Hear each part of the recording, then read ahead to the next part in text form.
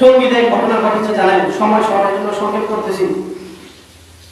ঘুমন্ত মানুষ তারা ইস্তেমার মাঠটা সাজানোর জন্য, ইস্তেমার মাঠটা কায়েম করার জন্য তারা মাদ্রাসার ছাত্ররা, আলেম ওলামারা, মুরব্বীরা, দ্বীনের দায়ীরা, তাবলীগের সাথী ভাইয়েরা তারা গিয়া মাঠটা সাজানোর জন্য বিভিন্ন কাজ করতেছে। কাজ করার পরে রাত্রে যখন গভীর ঘুমের মানুষ অচেতন, মরা, অর্ধেক মৃত, অধমৃত,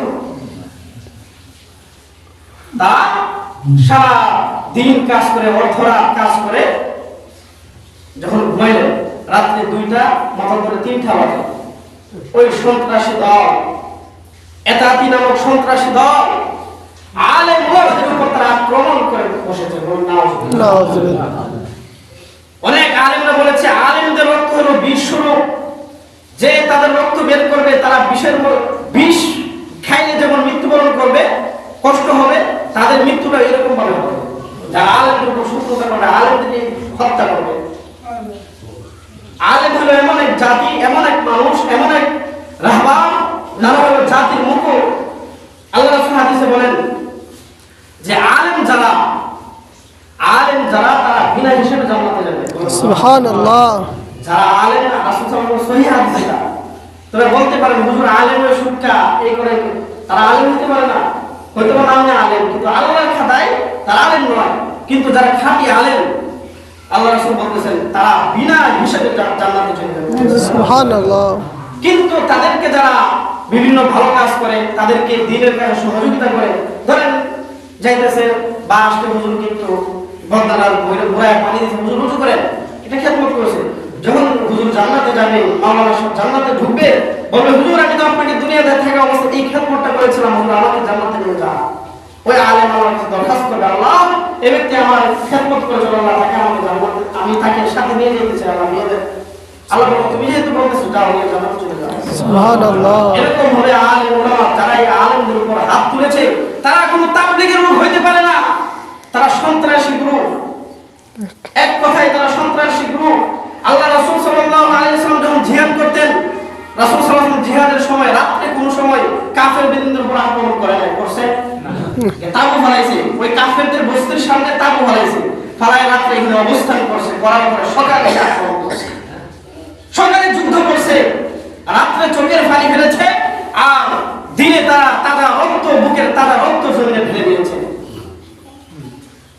আর এই সন্ত্রাসী বাহিনী তারা রাত্রে অচেতন মানুষগুলোকে, ঘুমন্ত মানুষগুলোকে, আলেম ওলামাদেরকে পিটায় মারছে।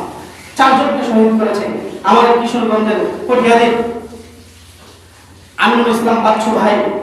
অনেক বড় দায়ী ছিলেন, আমার সাথে আমার অনেকবার দেখা হয়েছে। কিশোরগঞ্জ যখন ইমামতি করতাম, আমার মসজিদে আসছিল, অনেক ভালো মানুষ, বাবুল্লাহ চুল, অনেক বড় দায়ী।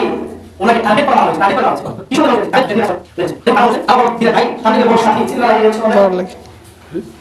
এজন্য এটা তাবলীগ হতে পারে না। তাবলীগ এমন এক জিনিস, আল্লাহ রাসূল সাল্লাল্লাহু আলাইহি ওয়াসাল্লাম থাপ্পড় খেয়েছেন তাবলীগ করার জন্য। নবীজি তার হাত হাতায় বলছে, ভাই তুমি কি ব্যথা পেয়েছো হাতে? নবীজি তার হাত মালিশ করে দিয়েছে, ভাই তুমি আমাকে থাপ্পড় দিছো, তোমার হাতে কি ব্যথা পাইছো? ওই ইহুদি সাথে সাথে নবীজির এই চরিত্র দেখা চোখ দিয়ে পানি বের করে নবীজিকে বলে, নবীজি আমাকে তাড়াতাড়ি কালিমা পড়ায়, মুসলমান বানায়। সুবহানাল্লাহ। এমন ছিল নবীজির চরিত্র। নবীজির চরিত্র এমন ছিলেন, নবীজি আঘাতপ্রাপ্ত হয়েছে কিন্তু কাউকে আঘাত দেয় নাই। তায়েফবাসী নবীজিকে এমন কষ্ট দিয়েছে, নবীজির রক্ত বের হয়ে জুতার সাথে পা মোবারক লেগে গিয়েছিল, চোখ লেগে গিয়েছিল। জিবরাইল আলাইহিস সালাম আয়েশা বলে, ইয়া রাসূলুল্লাহ, ইয়া হাবিবাল্লাহ, আপনি হুকুম করেন যারা এই দুই পাহাড়ের দায়িত্বে যে ফেরেশতারা আছে, আপনি আমাকে হুকুম করেন তাদেরকে আমি বলবো তারা যেন 2 পাহাড় চাপ দিয়ে ওই তায়েফবাসীকে একদম দুনিয়া থেকে বিচ্ছিন্ন করে দেয়। নবীজি বলেন, হে জিবরাইল, তুমি তো জানো না আমার এই জাতিরা বুঝে না, আমার এই কওম তারা বুঝে না আমাকে, এজন্য তারা কষ্ট দিতেছে। হে জিবরাইল, একদিন এমন একটা সময় আসবে তাদের সন্তানরা আমার কাছে এসে ইসলাম ধর্ম গ্রহণ করবে। সুবহানাল্লাহ। বিজয়ের সময় তাই দেখা দিল, ওরাইতান নাস ইয়াদখুলুনা ফি দীনিল্লাহি আফওয়াজা, দীনিল্লাহ, আল্লাহর দ্বীনের ভিতরে, হে নবী আপনি দেখবেন তারা দলে দলে, আফওয়াজ মানে দল, তারা দলে দলে আপনার দ্বীনের ভিতরে তারা প্রবেশ করছে। সুবহানাল্লাহ। নবী ধৈর্য ধরেছেন, এরকম ভাবে কোন খারাপই করে নাই। তারা বিভিন্ন অস্ত্র নিয়ে আলেমদের উপর পাকড়াও করেছে। আমরা সরকারের কাছে তাদের ফাঁসি দাবি করছি।